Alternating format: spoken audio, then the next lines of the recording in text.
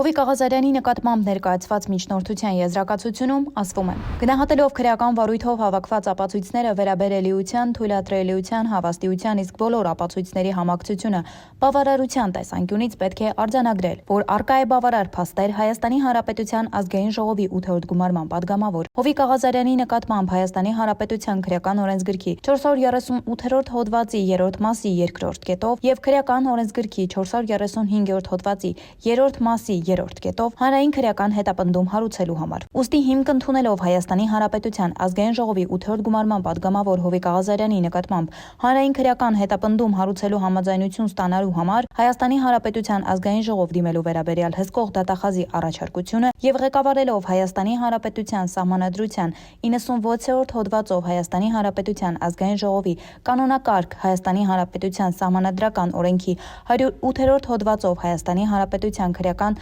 դատավարության օրենսգրքի 37-րդ հոդվածի առաջին մասի 9-րդ կետով տալ համաձայնություն ազգային ժողովի падգամավոր Հովիկ Աղազարյանի նկատմամբ քրեական հետապնդում հարուցելու մասին։ Արմլուրը տեղեկացավ, որ Հայաստանի Հանրապետության քրեական օրենսգրքի 438-րդ հոդվածի 3-րդ մասի 2-րդ կետի համաձայն պաշտոնատար անձի նկատմամբ ունեցած իրական կամ ենթադրյալ ազդեցությունն օգտագործելը, պաշտոնատար անձի նկատմամբ ունեցած ազդեցությունը շահադիտական, անձնական այլ շահագրգռվածությունից կամ խմբային շահերից ելնելով օգտագործելը կատարվել է սույն հոդվածի առաջին կամ երկրորդ մասով նախատեսված արարքը, որը կատարվել է առանձնապես խոշոր չափերով, պատժվում է ազատազրկմամբ 5-ից 10 տարի ժամկետով։ Հայաստանի Հանրապետության քրեական օրենսգրքի 435-րդ հոդվածի 3-րդ մասի 3-րդ կետով կաշառք ստանալը, որը ենթադրում է ազատազրկում 7-ից 12 տարով։